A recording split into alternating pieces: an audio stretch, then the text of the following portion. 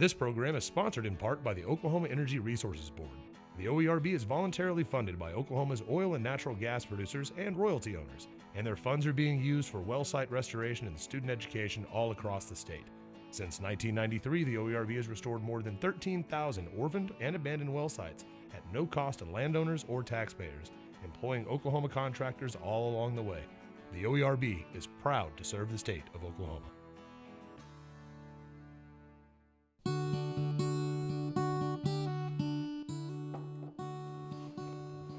Daddy, where did those come from?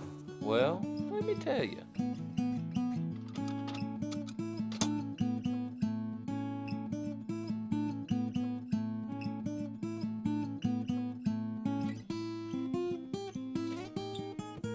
Great Plains Kubota, your Oklahoma Kubota dealer and proud sponsor of the Land Doctors. Kubota, for Earth, for life. This program is sponsored and produced by the Land Doctors Management Group. We all know that Oklahomans belong to the land, but even the best of us need a little help from time to time. If you've got a spot of land that you love but would like to make it even better, we're here to help. Whether it's wildlife, water management, natural resources management, environmental cleanup, or even real estate development, these doctors are always on call. I love the smell of fresh dirt in the morning. It smells like victory.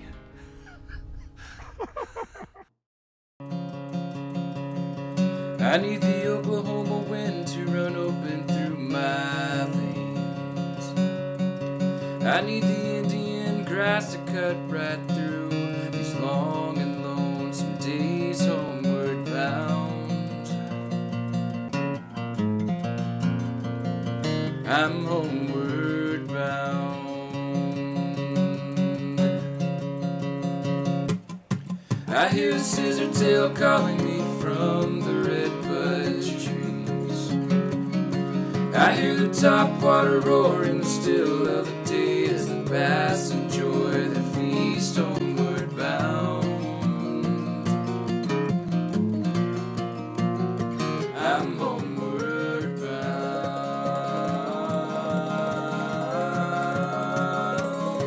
Whoa.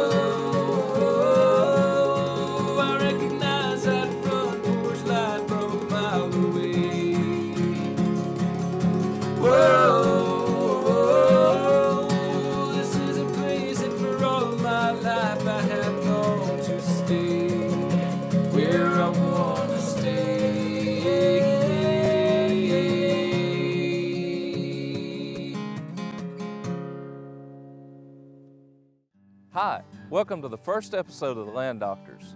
If you love beautiful land and working to improve it, then we think you've come to the right spot.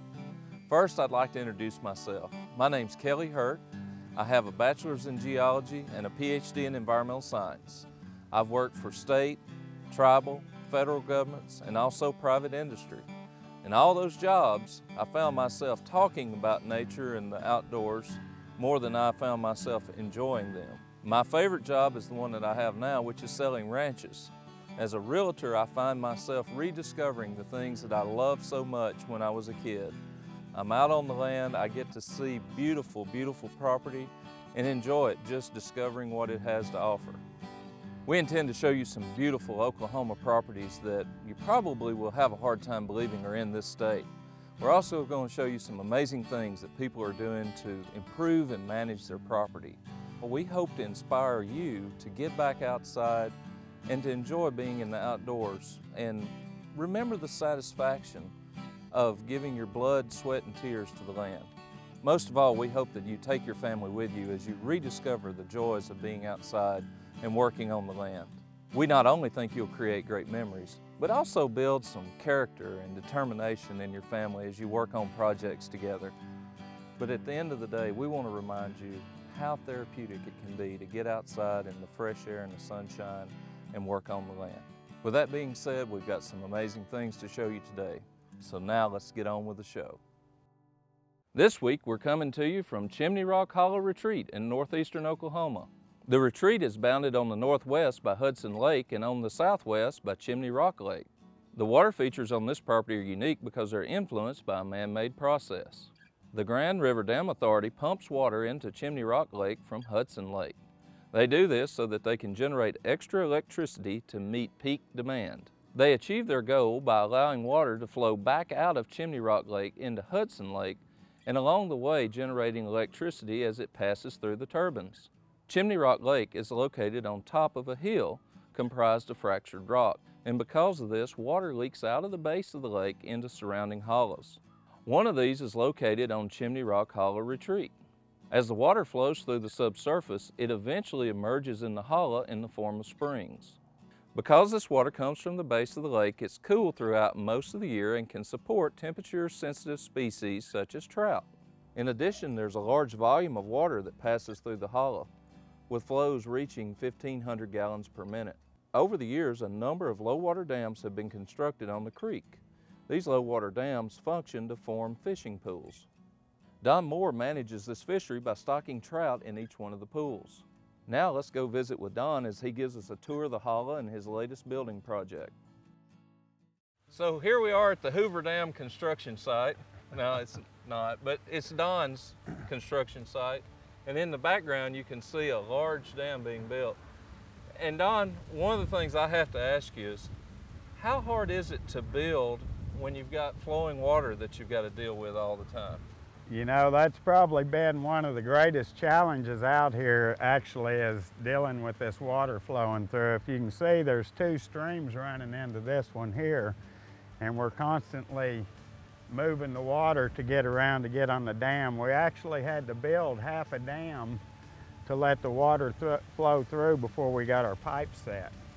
Now we've got another stream that runs into the side, and when this lake fills up, this thing is going to run oxygen into this water, this pond right here, and feed the fish. And it's pretty amazing when it comes through because it builds up pressure in the upper pond, and it'll blow bubbles through here for about 20 to 40 feet, and just nothing but oxygen power. So those fish love it. They just love it. So with trout, they particularly need more oxygen, is that right? Correct. You know, trout, of course, need colder water that will hold more dissolved oxygen. So that's the direction we look at, is if you've got water, food, and oxygen, they will grow. So our game is to try to get these bass as large as we can grow them. We feed them crawfish, bluegill, goldfish, shiners, and we're wanting to introduce some gizzard shad into the lake. So that'll be our next process next year to see how they go with that. So now let's talk with Mike Fuhrer, the Executive Director of the Oklahoma Nature Conservancy, about fisheries management. Well, Mike, you know, one of the things that is so wonderful about this property is the clarity of the water. It is beautiful. It's absolutely gorgeous. We're standing here, we can see fish swimming around everywhere, and that looks like it's probably 3 or 4 feet deep. It's 30 feet deep. With that, there comes some challenges. So what kind of things should people think about if they are so lucky as to have water this clear? Well, that's a good point, because when you have that much water clarity, these fish, bass in particular, are sight feeders, so they can see all their prey. And so it means you just need to have a lot of cover in a pond like this to provide cover for not only the young fish, but for the prey, so that they don't get picked off and you've got nothing left for them. So it's really important to put in things like old Christmas trees you can sink, down trees. That provides really good cover for both the larger fish and the smaller fish. In terms of fertility and production, what should we expect these super clear bodies of water to be more productive than, say, some that are more stained, or less productive? You know, this part of the world, with water clarity like this, you've got low productivity, which means you don't have a lot of fuel in the system. And without the fuel, you don't have as much of that bottom-up production of the bait fish, the insects, aquatic insects that some of those bait fish eat. So, you know, when you have a lot of light hitting the bottom of the pond, that provides the possibility for aquatic vegetation to grow up. And aquatic vegetation can provide some of that cover also. It also can become a big problem in more productive systems where you've got a lot of water clarity. So it's a balancing act then? It is. Everything's a balancing act, whether it's talking about the fish, how much to harvest, how much to stock, or you're talking about the aquatic vegetation and how much habitat to put in there. Would there be any special considerations for trying to stock bait fish in here? Again, cover, really important. You don't want them to get picked off within 20 minutes of you dumping them in here. That's very important, and there are certain considerations to think about as to whether or not they're going to be able to reproduce. In a lot of cases, without cover, you're probably going to have to restock things like fathead minnows on a fairly regular basis to keep the numbers up in order to make a difference. You also want to make sure that there's good spawning areas for your bluegill. Right. Those young bluegill provide a lot of forage for the bass also. In looking at a lot of these ponds, there's little, we might call them bugs, but they're actually invertebrates. Right. Is there anything you can do to help increase the populations of those so that they give more of a base to your forage fish? Well, there's probably a few things you can do, and it relates back to the habitat. You know, if you're dumping old Christmas trees, down trees, that provides habitat for them, but it all boils back to the productivity. In a pretty low productive system like this, you just don't have a lot of those nutrients flowing into an Ozark pond like this versus maybe someone that's got a pond in say, western Oklahoma, where maybe there's some ag fields around the pond that can provide problems on the other end of the spectrum. Right. So with a pond like this, with this kind of clarity, you know, what kind of considerations should the people at home take, you know, if they have something like this as far as harvesting fish? Do they need to really think about that and leave a lot in, or be more careful on what they keep? Well, that's a very good point also. Less productivity means fewer fish, so you have to be a little bit more cognizant of what you're pulling out and how many. Most ponds, however, don't get a lot of fishing pressure at all, so you have the exact opposite problem. And one of the best things you can do is just every time you catch a fish, whether you take it out or throw it back, measure it and keep that data over time. And you can start to look at, you know, what the population looks like. You're going to have fewer big fish, of course, but you can have a lot more on that smaller end. And you can see over time, if you start harvesting fish, whether or not there's a shift and you're not seeing any of those big fish anymore. So I guess even in addition to how large the fish are, you might start seeing a shift in what kind of fish you're catching. So if one species is out competing another, then you might know that you need to keep a certain species. That's right. It can also mean that you're seeing the bass eating all the bluegill, for instance. And when you start to see few big bluegill, that's usually a sign that the bass have really picked off a lot of the younger, smaller bluegill. So like you said earlier, it's a balancing act. And depending on what you want out of your pond, you know, some people want a bunch of nice panfish that they can catch. Other people want a bass fishery. So knowing that at the very front end is really important for you to help yourself determine and make decisions about your pond. So Don, the creek is just beautiful. Yeah, it looks like next summer we're going to have some plans to go in, and we're going to go down the whole stream and rebuild all our falls down here and spillways. We're going to go through them, we're going to clean some of the silt out, and just dress up every one of them, so get them back to where maybe they'll hold together good and solid. And so you're going to take the fish out before you do that? you know, we'll drop them down to where they're low enough and there'll still be pools down in them, so the fish will be fine. So you're just going to leave the fish in there while you do? We'll just lower it enough to keep it off the spillways so we can get in and work on them. You know, some of these pools range from, you know, around 8 foot to 15 to 20 feet. They're that deep? Yes. 20 feet deep?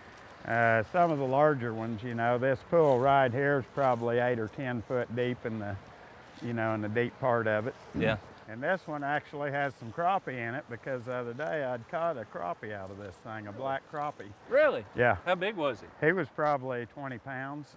20-pound crappie? Well, maybe a pound. Maybe 1 pound? Yeah. So what else do you have in here besides the crappie? You know, it's what we put in this is we stock rainbow trout in it. Yeah. We've got hybrid bluegill in it. We've got the red ear. Yeah. We've got crappie, evidently.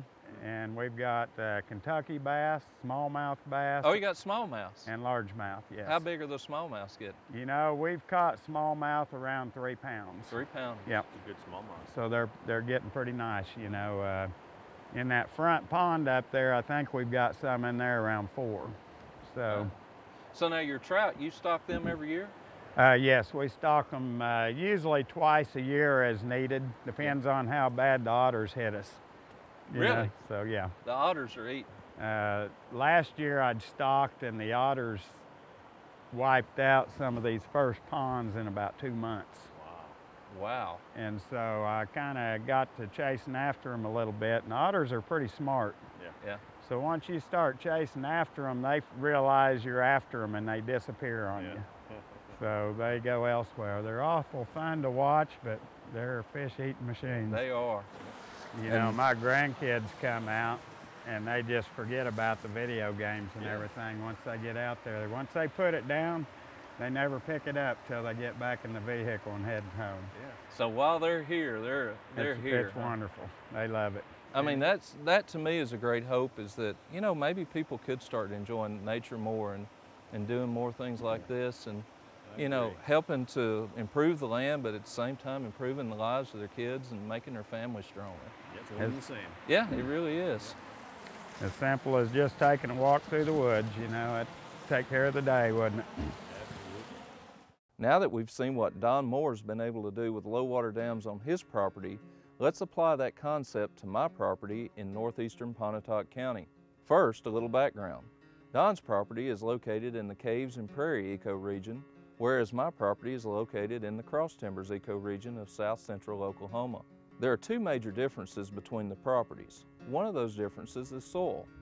Don's soil is rocky, whereas my soil is a Kanawha sandy loam. Another major difference between the two properties is rainfall. This map shows rainfall distribution across the state of Oklahoma. In the case of these two properties, Don's property receives about 10 inches more rainfall per year than mine does. This graph shows the variation in rainfall over the past 120 years. The green areas are times when we had above average rainfalls, and the brown areas are drought cycles. You'll notice up until the 1980s, we had a normal alternating cycle between drought and wet periods. Starting in 1980 through 2010, we had a longer period of above average rainfall than had been measured before. If you look closely at the graph, it appears that we skipped a drought cycle. However, if you look at the far right of the graph, the years of 2010, 11, and 12 seem to indicate that we're entering another significant drought. With this looming drought in mind, we intend to build berms that will collect and hold water in areas where we will plant fruit trees and gardens. This should help our plantings to survive future drought cycles. In addition, we will capture water from our roof and funnel it to areas where we build berms.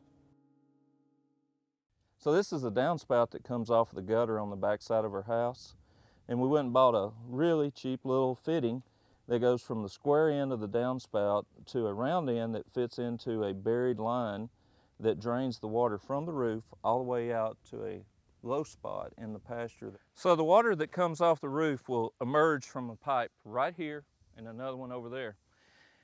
And I picked these two locations so that the water would drain to this little swale. It's not really a gully, not really a ditch, but it's just a little small depression between a couple of small hills here. Now, if you notice, as I come downhill, there's a little bit of a slope in the beginning, but by about the time that I get right here, it starts to flatten out. So my idea is that I will clear this all the way down through here, flatten it out, make myself a nice little garden spot, and where these two ridges taper off at the end, I'll build a small berm here, have all of this level with the bottom of the berm, or the base of the berm, and that way I'll get an even penetration of water on my garden. So I've got about 2,500 square feet of roof. If you multiply that by 3 feet of rain a year, that's 7,500 cubic feet of water that will come to this small area. This little part of the property will probably get the equivalent of 70 to 80 inches of rain. So I should be able to grow anything I want here as long as I manage my water properly. Before we start building the berms, we've got to attach the box blade to the tractor. We need to talk just a little bit about the box blade and how it works. You see in the front, we have these nice long rippers, and they're adjustable in height. If you lower them down, you will break up more of the soil and you can dig deeper. If you keep them relatively shallow, all you'll do is tend to smooth what you've already disturbed.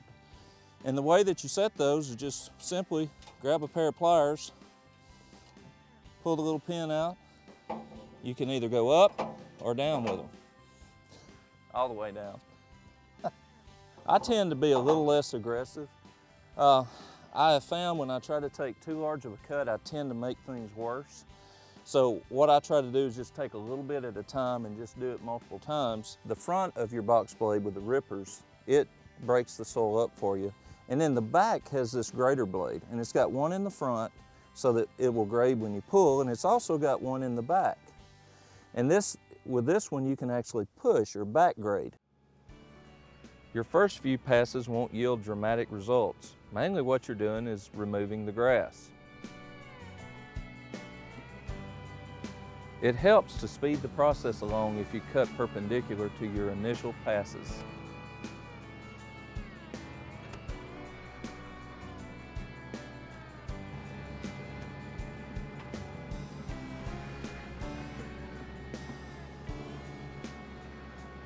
This part of the process can be tedious, so just be patient and take your time.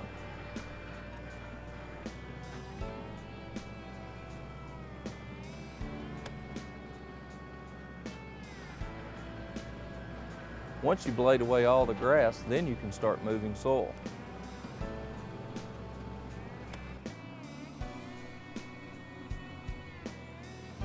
You can also use the front end loader to square up your cut and also grab a bucket of soil and place it exactly where you want it.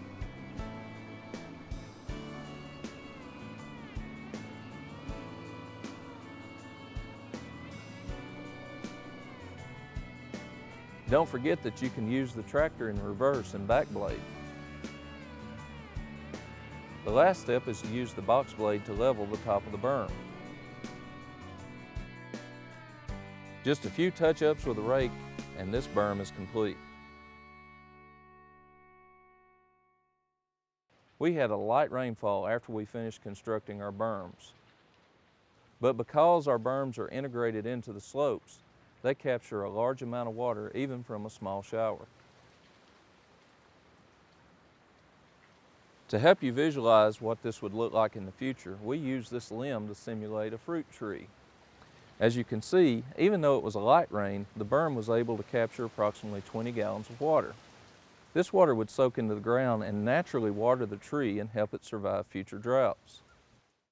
Water is definitely a precious resource in Oklahoma, and in years of drought, we're reminded just how important it is to us. Now in this episode, we've shown you how Don Moore is using low water dams to manage the abundance of water that flows through his property. Through a little hard work and ingenuity, he was able to create an amazing aquatic habitat for a species of fish we don't normally see in Oklahoma, which is the rainbow trout. Now we know Don's property is unusual. It's unique. There's just not that many places in Oklahoma that have that volume of water flowing through them. But that doesn't mean we can't take those concepts and apply them to more run-of-the-mill properties like my own. Because I don't have much water, I need to be more careful with what I do have and try to collect it and hold on to it as long as I can. And by using low water dams in the form of berms, I'm able to capture water, hold it, and really funnel it to areas where I can put it to greater use. By building these berms, I'm actually creating drought-resistant areas on my property.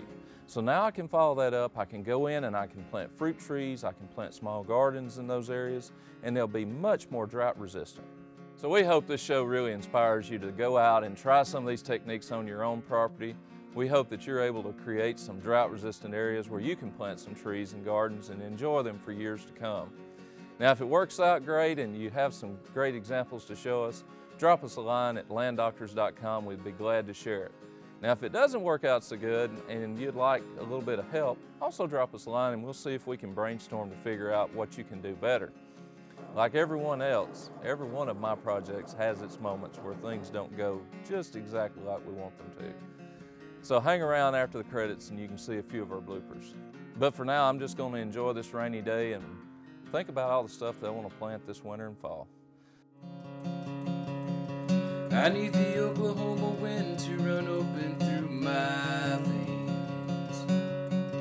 I need the Indian grass to cut right through these long and lonesome days homeward bound. I'm homeward bound.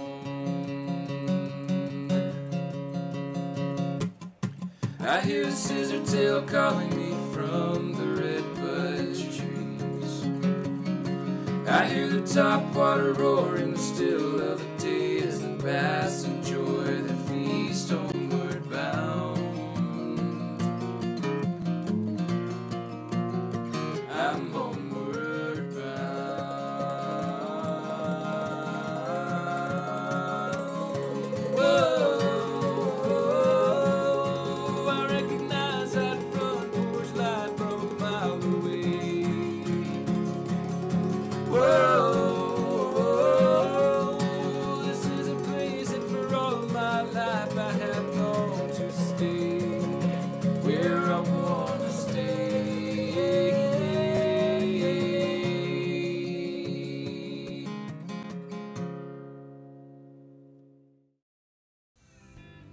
I had a bug literally fly up my nose. And I think he went to my brain. Oh my.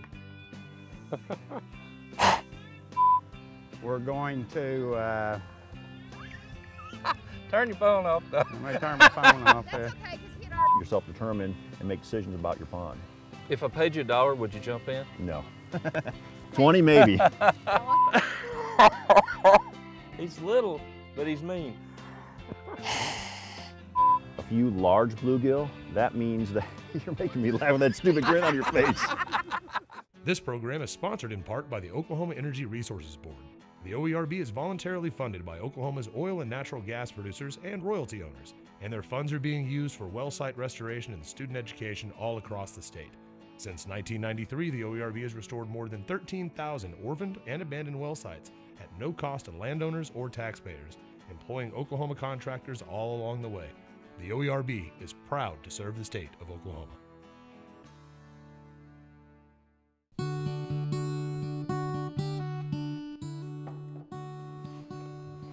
Daddy, where did those come from?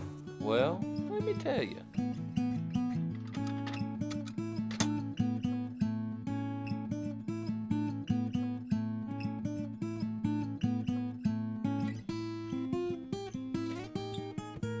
Great Plains Kubota, your Oklahoma Kubota dealer and proud sponsor of the Land Doctors.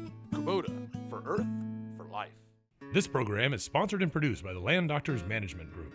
We all know that Oklahomans belong to the land, but even the best of us need a little help from time to time. If you've got a spot of land that you love but would like to make it even better, we're here to help.